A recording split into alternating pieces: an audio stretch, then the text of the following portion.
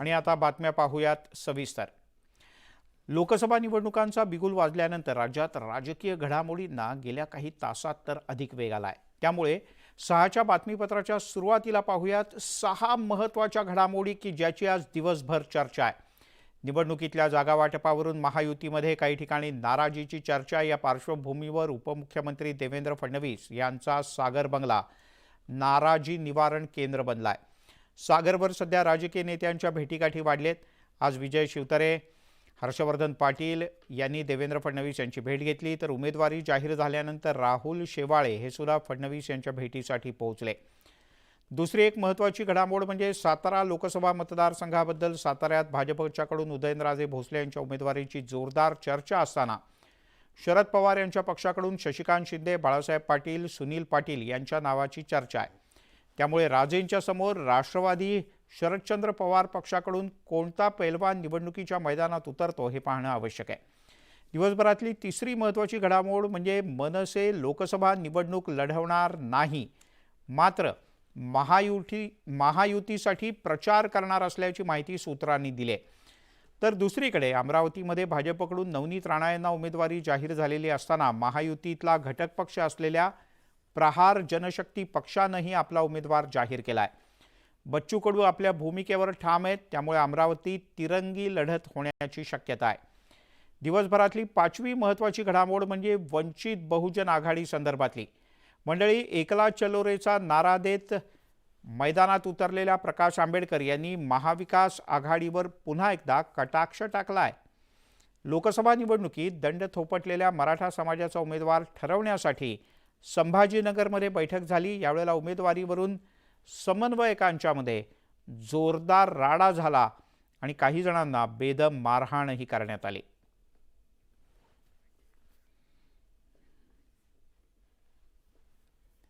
वंचितचे सर्वेसर्वा प्रकाश आंबेडकर यांनी महाविकास आघाडीशी फारकत घेतल्यानंतर प्रकाश आंबेडकर आणि संजय राऊत यांच्यात शाब्दिक जुगलबंदी रंगली आहे। पाहूयात एक खास रिपोर्ट। वंचित बहुजन आघाडीचे नेते प्रकाश आंबेडकर आणि खासदार संजय राऊत यांच्यात वादाचा कलगीतुरा रंगला। प्रकाश आंबेडकर यांनी महाविकास आघाडीची काडीमोड घेतल्यानंतर या वादाची ठिणगी पडली आहे। सोशल मीडियाच्या माध्यमातून प्रकाश आंबेडकर यांनी राऊत यांच्यावर बोचरी टीका केली।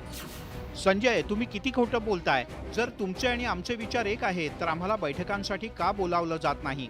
6 मार्च रोजी फोर सीझन्स हॉटेलमध्ये झालेल्या बैठकीनंतर आमच्या प्रतिनिधींना चर्चेसाठी का बोलावलं नाही? आजही तुम्ही वंचितला आमंत्रित न करता बैठक का घेत आहात? तुम्ही सहकारी असून सुद्धा पाठीत खंजीर खुपसला आहे। तुम्ही सिल्वर ओकवर झालेल्या बैठकीत काय भूमिका घेतली होती हे आम्हाला माहीत आहे। अकोल्यात आमच्या विरोधात उमेदवार उभा करण्याची मागणी तुम्ही केली नव्हती का? एकीकडे तुम्ही आघाडीचा भ्रम निर्माण करीत आहात, तर दुसरीकडे तुम्ही आम्हालाच पाडण्यासाठी प्रयत्न करत आहात, असा प्रश्न प्रकाश आंबेडकर यांनी केलाय। सोबतच पाठीमध्ये खंजीर खुपसणाऱ्या व्यक्तीचं प्रतिकात्मक चित्र सुद्धा सोशल मीडियात शेअर करण्यात आलंय। महाविकास आघाड़ी अलग है और संजय अलग है। तो जिसको हमने टारगेट बनाया था या जिसके बारे में कहा था वो संजय की बात थी। वो महाविकास आघाड़ी के नाम से गलत आप लोगों को बयान दे रहा है और गलत स्टेटमेंट कर रहा है। इसलिए हमने कहा कि संजय जो है वो आघाड़ी में बिगाड़ करने में लगा हुआ है। मात्र यावर खासदार संजय राऊत यांनी बचावात्मक पवित्रा घेतला आहे। हमारी लड़ाई है संविधान के पीठ में जो खंजीर खुपसने वाले लोग हैं उनके खिलाफ है। हमारा कोई, जो प्रकाश जी बोलते हैं, मेरा कोई उससे संबंध नहीं है। हम लोग एक साथ बैठे हैं, एक साथ चर्चा की है, उसमें सभी पार्टी के लोग शामिल थे। 5 सीटों के ऑफर हमने उनको दिया है, प्रस्ताव दिया है, अब उनके ऊपर है। एकीकडे प्रकाश आंबेडकर यांच्या टीकेवर संजय राऊत काहीसे बॅकफूटवर गेलेत, तर दुसरीकडे सत्ताधारी भाजपला राऊत यांच्यावर टीका करण्याची आयती संधी मिळाली आहे। हे परत शिक्कामोर्तब होतोय की महाराष्ट्राच्या राजकारणाच्या सूर्याजी पिसाळ हा संजय राजाराम राऊतच आहे। पहिलं उद्धव ठाकरे आणि राजसाहेबांमध्ये यांनी भांडणं लावली, ठाकरेंचं घर फोडलं आणि तेव्हाही राजसाहेबांच्या समर्थकांनी संजय राजाराम राऊतची गाडी फोडली। लोकसभा निवडणुकीत भाजप विरोधकांना एका छत्राखाली आणण्याचा प्रयत्न महाविकास आघाडीच्या नेत्यांनी केला होता। भाजपपासून अंतर राखून असलेल्या प्रकाश आंबेडकर यांच्याशी उद्धव ठाकरे यांनी युती केली। पुढे लोकसभा निवडणुकीच्या पार्श्वभूमीवर प्रकाश आंबेडकर यांच्या वंचित बहुजन आघाडीला सोबत घेण्याचा प्रयत्न महाविकास आघाडीनं केलाय। महाविकास आघाडी आणि वंचितमध्ये लोकसभा जागा वाटपावरून बैठका सुद्धा झाल्या। महाविकास आघाडीनं वंचितला 5 जागांची ऑफर दिली होती, मात्र प्रकाश आंबेडकर यांनी ती फेटाळून लावली। तसंच स्वबळावर लोकसभा निवडणूक लढवण्याचा निर्णय सुद्धा घेतलाय। मात्र महाविकास आघाडीला आजही आंबेडकर आपल्यासोबत येतील अशी आशा आहे, पण आंबेडकरांनी पहिल्या टप्प्यातल्या निवडणुकीतल्या उमेदवारांची घोषणा करून टाकली। त्यामुळे आंबेडकर महाविकास आघाडीत परतण्याची शक्यता धूसर झाली आहे। अशातच आंबेडकर विरुद्ध राऊत असा कलगीतुरा रंगलाय। Bureau report, news 18 Lokmat. Pune Lok Sabha निवडणुकीसाठी इच्छुक असलेल्या वसंत मोरे यांनी काही दिवसांपूर्वी मनसेला रामराम ठोकला। दरम्यान आज मोरे यांनी वंचितचे प्रमुख प्रकाश आंबेडकर यांची भेट घेतली। मी 100% पुणे लोकसभेची निवडणूक लढवणार असं त्यांनी पुन्हा एकदा म्हटलंय। प्रकाश आंबेडकर यांनी मला पुरेसा वेळ दिला, यातून आमची अतिशय चांगली चर्चा झाली। पुढच्या काही दिवसात कोणता मार्ग स्वीकारायचा याबद्दल निर्णय घेऊ असं वसंत मोरे म्हणाले। पुणे लोकसभेसाठी वंचितचा उमेदवार द्यायचा की नाही याचा निर्णय प्रकाश आंबेडकर घेतील असंही त्यांनी स्पष्ट केलं। तर वसंत मोरे यांच्याबद्दल अधिकृत निर्णय 31 किंवा 1 तारखेला जाहीर करू असं आंबेडकर यांनी सांगितलंय। महाराष्ट्रात एका नव्या राजकारणाची सुरुवात कशी होईल आणि ती कोण कोण करतंय हे अधिकृतरित्या काही दिवसातच सगळ्यांसमोर मांडू असंही वसंत मोरे आणि प्रकाश आंबेडकर यांनी नंतर जाहीर केलं।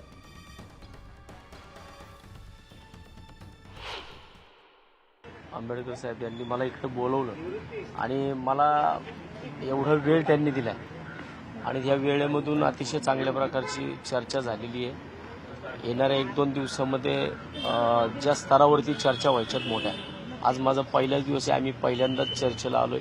अजून पुणे लोकसभेची निवडणूक ही 4थ्या टप्प्यामधली आहे, ती खूप लांब आहे। त्यामुळं मला वाटतं की ज्या चर्चा आमच्या झाली आहे ती अतिशय पॉझिटिव्ह झालेली आहे आणि त्याच्यामध्ये जे काही पुढचे मार्ग असतील, पुढचा कशा प्रकारे मार्गक्रमण होईल तो येणाऱ्या 2-4 दिवसामध्ये सगळं कळेल।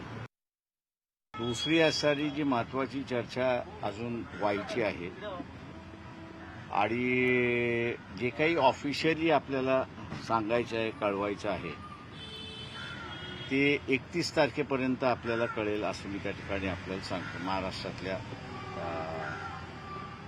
नव्या राजकारणाची सुरुवात कशी होईल आणि ते कोण कोण करणार आहेत त्या सगळ्या याच्या संदर्भातलं असणारं जे आहे ते अधिकृतरित्याने 31 तारखेपर्यंत किंवा 1 तारखेपर्यंत आपल्या सगळ्यांपुढे मांडल्या जाईल। तिकडे नाशिकच्या जागेवरून महायुतीतला तिढा कायम आहे। खासदार हेमंत गोडसे निवडणूक लढवण्यासाठी प्रचंड इच्छुक आहेत, तर मंत्री छगन भुजबळ यांना उमेदवारी मिळण्याची शक्यता आहे। अशातच हेमंत गोडसे यांनी ठाण्यात मुख्यमंत्री एकनाथ शिंदे यांची गेल्या 8 दिवसात 3ऱ्यांदा भेट घेतली आहे। नाशिकच्या जागेवरून या दोन्ही नेत्यांमध्ये पुन्हा एकदा संवाद झाला। दरम्यान लवकरच माझं नाव जाहीर होईल असं हेमंत गोडसे म्हणाले। त्यामुळे गोडसेंनाच उमेदवारी मिळणार का हे पाहणं सुद्धा महत्त्वाचं आहे। या अगोदरच जवळजवळ मतदारसंघामध्ये संपूर्णपणे फेरी आमची पूर्ण झालेली आहे आणि आमच्या पक्षाचे मुख्य नेते शिंदेसाहेब असतील यांनी देखील सकारात्मकपणे आपण काम करत चला, आम्ही आपल्या पाठीशी आहोत, लवकरच अधिकृत घोषणा लवकरच ते होईल अशा प्रकारचं आश्वासन त्यांनी दिलं। नाही, मला असं वाटतं का यामध्ये महायुतीमध्ये जे काही घटक पक्ष आहेत यांच्या सर्वांसोबत चर्चा करून, कारण चर्चा विचारमय करूनच हे निर्णय घेतले जातात आणि म्हणून सर्वांबरोबर चर्चा करून अधिकृत घोषणा लवकरच केली जाईल। तिकडे पूर्व विदर्भात काँग्रेसला आणखीन एक मोठा धक्का बसला आहे। चंद्रपूर जिल्हा काँग्रेसचे माजी अध्यक्ष आणि तेली समाजाचे विदर्भातले नेते प्रकाश देवतळे यांनी काँग्रेसचा राजीनामा दिलाय। काँग्रेसमध्ये हुकुमशाही आणि परिवारवाद तसं दिशाहीन नेतृत्व आहे, त्यामुळे आपण राजीनामा देत असल्याचं प्रकाश देवतळे यांनी म्हटलंय। आम्ही जे आहे काँग्रेस पक्षाकडे सीट मागितलेली होती, तेली समाजाला एक सीट देण्यात यावी म्हणून, परंतु आम्हाला असं लक्षात आलं की पूर्व विदर्भातूनही सुद्धा एकही तिकीट सीट जी आहे तेली समाजाला देण्यात आलेली नाही आहे आणि राज्यातील नेतृत्व आणि जिल्ह्यातील नेतृत्व हे जे आहे आम्हाला आमचं राजकीय भविष्य जे आहे संपवण्याचं काम जे आहे सुरू आहे असं आम्हाला जाणवायला लागलं, म्हणून मी काँग्रेस पक्षाचा सदस्याचा राजीनामा दिलेला आहे. मुख्यमंत्री एकनाथ शिंदे आणि उपमुख्यमंत्री देवेंद्र फडणवीस तसंच अजित पवार पुन्हा एकदा त्यांनी शरद पवारांवर एकत्रितपणे बात दिली आहे. या तिघांनी मिळून विजय शिवतारे यांचं बंड थंड केलं आहे. त्यानंतर आज पुन्हा एकदा शिवतारे यांनी देवेंद्र फडणवीस यांची भेट घेतली. राजकारणात कुणीच कुणाचा कायमचा शत्रू किंवा मित्र नसतो असं सूचक वक्तव्य शिवतारे यांनी केलं. दरम्यान यावेळेला मतदारसंघातल्या लोकांच्या भावना मी या तीनही नेत्यांना कळवल्याचं शिवतारे यांनी आवर्जून सांगितलं. बैठकीत काय झालं याची माहिती उद्या कार्यकर्त्यांसमोर मांडणार असल्याचंही त्यांनी नमूद केलं. दुसरीकडे गरज असल्यास पुन्हा एकदा प्रमुख कार्यकर्त्यांना घेऊन मुख्यमंत्र्यांना भेटणार असंही शिवतारे म्हणाले.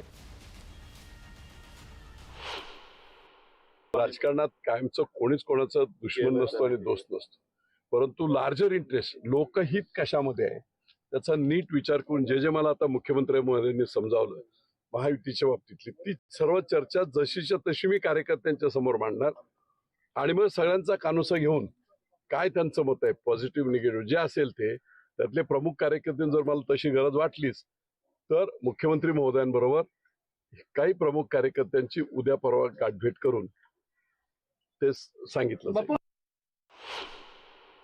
भोर, इंदापूर, दौंड, बारामती, पुरंदर सर्व ठिकाणचे प्रमुख कार्यकर्ते जे इतके ऍक्टिव्ह होते की अतिशय शक्तिशाली असे आणि ग्राउंड लेवलवर काम करणारे सगळे कार्यकर्ते होते, त्या सगळ्यांना उद्या बोलवलं गेलं. फक्त पुरंदरची नाही, सर्व ठिकाणची.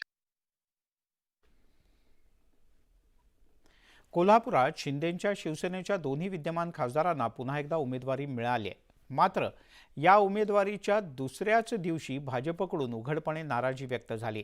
महायुतीतील मित्रपक्षांच्या विरोधाचा अंतर्गत सामना या दोन्ही उमेदवारांना करावा लागणार असं दिसतंय. भाजप दोन्ही सेना उमेदवारांवर नाराज. जुनी मैत्री विसरा, काँग्रेसचं गुणगान थांबवा. भाजपचा मंडलिक आणि धैर्यशील मानेंना इशारा.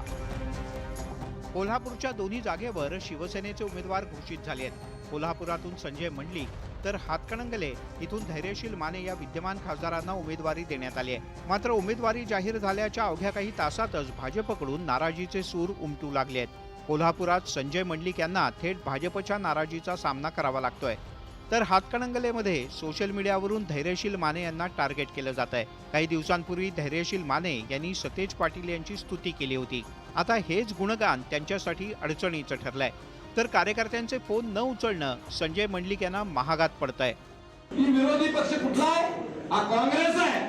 पहिल्यापासून काँग्रेस आपल्या विरोधात आहे. आता त्या काँग्रेसच्या, राष्ट्रवादी शरद पवारच्या किंवा उभाटाच्या कुठल्याही नेत्याचं गुणगान आपल्याला कुणीही गायचं नाही, तुमच्याकडे कुणी गायचं नाही. भाजपच्या नाराजीनंतर संजय मंडलिक यांनी भाजपच्या कार्यकर्त्यांची दिलगिरी व्यक्त करत या सगळ्या वादावर पडदा टाकण्याचा प्रयत्न केला. तर धनंजय महाडिक यांनी मध्यस्थी करत भाजपचे कार्यकर्ते एकदिलानं काम करतील असा विश्वास दिलाय.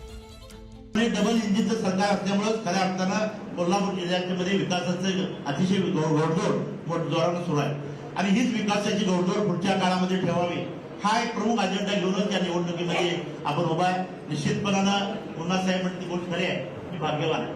प्रचाराचं नियोजन आहे की एकत्रितरित्या झालं पाहिजे आणि आम्ही तर ठरवलंय की भारतीय जनता पार्टीचा एक कार्यकर्ता एकही गाव शिल्लक सोडणार नाही, एकही मतदाराला भेटायला सोडणार नाही. ही जबाबदारी तुमची आहे. बंधूंनो, आपण या निवडणुकीमध्ये मोठ्या भावाची जबाबदारी आपल्याकडे आहे, भाजपकडे मोठ्या भावाची. एकूणच शिवसेनेच्या दोन्ही खासदारांना उमेदवारी मिळवण्यात यश आलेलं असलं तरी आता अंतर्गत वाद मिटवण्याचे कष्ट त्यांना घ्यावे लागतील. त्यामुळे हे वाद कसे मिटतात याकडे सगळ्यांचं लक्ष लागलंय. ज्ञानेश्वर साळोखे, न्यूज 18 लोकमत, कोल्हापूर. लोकसभा निवडणुकीसाठी राज्यातील राजकीय वातावरण तापतंय. एकमेकांवर आरोप प्रत्यारोपांच्या फैरी अधिकाधिक झडू लागलेत. विरोधी पक्षनेते एकमेकांवर तुटून पडतायत. मुरुडमध्ये शेकापचा निर्धार मेळावा पार पडला. या मेळाव्यात शेकापचे नेते जयंत पाटील यांनी सुनील तटकरे यांच्यावर जोरदार निशाणा साधला. सुनील तटकरे म्हणजे अजित पवार यांची दुसरी बायको असल्याचं वादग्रस्त विधान पाटील यांनी केलं आणि यावरून आता मोठा वाद निर्माण होण्याची शक्यता आहे. बाळासाहेब नको उभा राहून आपल्याला विधानसभेला राहत उभा तिथे नको राहू. ऐकलं ना तर विश्वास. नुसती एक तुमची 4 संस्थांची कामं मिळाली असती. स्वामी गेली, रयत गेली, तर दादा म्हणजे काय, दादाची दुसरी बायको म्हणजे सुनील तटकरे. या ठिकाणी तटकरे पडणारी काळ्या दगडावरची रेग आहे. त्यांच्या बरोबर फिरणारे लोक आहेत, ते पण आम्हाला सांगतात याला पाडा, आम्ही येऊ शकत नाही. कोण कुठे ह्याच्यामध्ये अडकले, कोण कुठे कॉन्ट्रॅक्ट मध्ये अडकले आणि 5 वर्षामध्ये अपयशी खासदार म्हणून याचं नाव या ठिकाणी नोंदवलं गेलं. तिकडे अमरावतीच्या नवनीत राणा यांच्या उमेदवारीला बच्चू कडू यांचा विरोध कायम आहे. नवनीत राणा यांच्या पराभवासाठी व्यूहरचना आखण्याची गरजच नाही असं बच्चू कडू म्हणाले. ब्रह्मदेव आला तरी राणांचा पराभव रोखू शकणार नाही असा इशारा त्यांनी दिलाय. तर कडूंची नाराजी महायुतीचे ज्येष्ठ नेते दूर करतील असा विश्वास नवनीत राणा यांनी व्यक्त केला. मी सगळ्यांना आजही सुद्धा तुमच्या सगळ्यांसमोर हात जोडून सगळ्यांना विनंती करते, कारण माझ्यापेक्षा वयानी म्हणा, अनुभवीनी म्हणा खूप मोठे आहे. सगळ्यांनी एका मंचावर येऊन आपण हे इलेक्शन लढलो पाहिजे आणि जे स्वप्न आमच्या अमरावतीकरांचं आहे की पहिल्यांदा फूल कमळ हा अमरावतीमध्ये बॅलेटवर येईन आणि ते वो खिलेगा, त्याच्यासाठी आपण सगळ्यांनी एकत्रित बसून काम केलं पाहिजे विकासासाठी. आता ब्रह्मदेव जरी आला तर ही जी नाराजी आहे भाजपामधल्या काही कार्यकर्त्यांची असेल, जनतेमधील असेल, इतर पक्षाची असेल, तर ब्रह्मदेव जरी आला तरी ही नाराजी दूर हटू शकणार नाही. नवनीत राणा निवडून येऊ शकणार नाही. ही काळ्या दगडावरची पांढरी रेष आहे. संभाजीनगरमध्ये मराठा समाजाच्या समन्वयकांची एक बैठक आयोजित करण्यात आली होती. मात्र या बैठकीत जबरदस्त राडा झाल्याचं समोर आलंय. केवळ पुरुषच नव्हे तर महिला आंदोलक सुद्धा एकमेकांना भिडले. या बैठकीत माजी खासदार चंद्रकांत खैरे यांच्याकडून काही लोक पैसे घेऊन आले होते असा आरोप मराठा समन्वयकांनी केला. या बैठकीत बाहेरचे लोक आल्याचे म्हटलं जातं. 2 गटात जबरदस्त हाणामारी झाली आणि ही बैठक तातडीनं थांबवावी लागली. ज्यावेळेस इथं प्रोटोकॉल ठरला होता की आता कुणी कोणाचं नाव न घेता बोलणे, काही लोक जाणून बुजून टार्गेट करून नाव घेत होते आणि नाव घेत असल्या कारणाने ते एकमेकांना टार्गेट करून भांडण करत होते. तो विकी राजे म्हणून तो आम्हाला माहिती त्यांनी कोणाकोणाकडनं पैसे घेतले. आमच्याकडे सगळं पुरा वेळ आल्यानंतर आम्ही सगळे दाखवून देऊ साहेब. समाजाच्या दिशा भूल करू लागला. इथं लोक आलेले आम्हाला बाकीचे लोक नव्हते. सुनील पाटील माझे कोटकर पहिल्यापासून मित्र, आम्ही सोबत काम करतो 2016 पासून. आम्ही बाकीच्या लोकांना का बरं नाही बोललो, त्यालाच का बरं बोललो. झालं असेल आता एवढा मोठा समुदाय मला एक तर मी ते बघितलं बी नाही, काय घडलंय माहीत नाही, कशामुळं घडलंय, वैयक्तिक हे का याच्यासाठी हे का, जे काय असेल ते असेल. आम्ही त्या दोघांनाही बोलून घेऊ, जे असेल ते त्यांचा व्यवस्थित सबमिट करू. पण एक खरं आहे की एवढा मोठा समुदाय हे याच्यात होणारच. मग कोणचाही असू द्या, छोटा समुदाय जरी असला तरी ह्या गोष्टी घडतातच.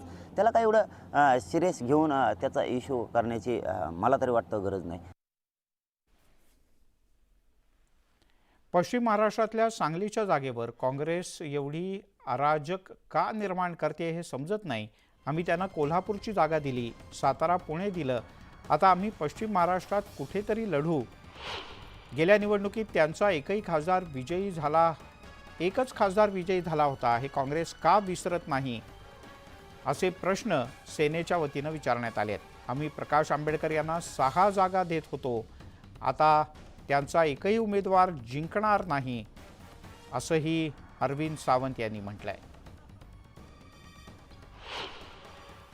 शिवसेना के नेता और दक्षिण मुंबई लोकसभा सीट के उम्मीदवार अरविंद सावंत जी इस वक्त हमारे साथ में. अरविंद जी, सांगली की सीट को लेकर जो है काफ़ी घमासान हो रहा है. कांग्रेस का यही कहना है कि ये सीट किसी भी हाल में हमको चाहिए और 31 तारीख को जो इंडिया अलायंस की मीटिंग होगी उसमें भी ये मुद्दा उठाने वाले हैं. पहली बात, उनका कहने का अधिकार तो सभी को है. पहली बात तो वो कमेटी में मैं नहीं हूँ, तो वहाँ क्या हो रहा है मुझे नहीं पता है. और खुद प्रत्याशी होने की वजह से इतना ध्यान में नहीं वहाँ जाता है आजकल. अब है उनकी मांग है, लेकिन एक बात ध्यान में रखनी है कि हमने कोल्हापुर छोड़ा, हमने रामटेक छोड़ा है, तो दोनों भी तो हमारी सिटिंग सीट थी ना। अब पश्चिम महाराष्ट्र में सारे जो चुनाव क्षेत्र अगर हम दे देंगे तो शिवसेना के पास क्या रहा? कांग्रेस का तो ये भी कहना है कि दक्षिण मध्य मुंबई जो सीट जिसपे अनिल देसाई का नाम अनाउंस किया है वो सीट भी वो मांग रहे हैं। अभी ऐसे तो पूरे 48 मांग लो, फिर पुराना नहीं भूलना चाहिए ना। पिछले लोकसभा में इतनी बड़ी महाराष्ट्र से कांग्रेस का एक सांसद था, वो न्यू भी मत भूलो, वो न्यू ध्यान में रखना है। और सबसे बड़ा ध्यान में रखना है, अगर इनको पराजित करना है, संविधान की रक्षा करना है, जनतंत्र की रक्षा करना है, इनको पराजित करना है, तो थोड़ा सा एक पैर पीछे एक आगे, एक कदम आगे एक कदम पीछे करना ही होगा, थोड़ा थोड़ा। तो आपको लगता है कि वंचित को जो है आप 6 सीट दे रहे थे, उसके बावजूद भी नहीं आए हो? लगातार आपसे बात करते हैं इंडिया अलायंस की जो मीटिंग हुई शिवाजी पार्क में, जिसमें मतलब क्या है आप ही बताओ, इसका मतलब क्या है? कहीं से भी तोड़ना ही मतलब लग रहा है ना, तो ठीक नहीं लग रहा है। मैंने इसलिए क्या, उनकी प्रज्ञा राजनीति के जगह पर क्यों जाग उठती नहीं है, उजागर नहीं होती है, पता नहीं समझ में आ रहा है। यासोबतच महाराष्ट्राची खबरबातमध्ये इथेच थांबूयात. पाहत राहा न्यूज 18 लोकमत.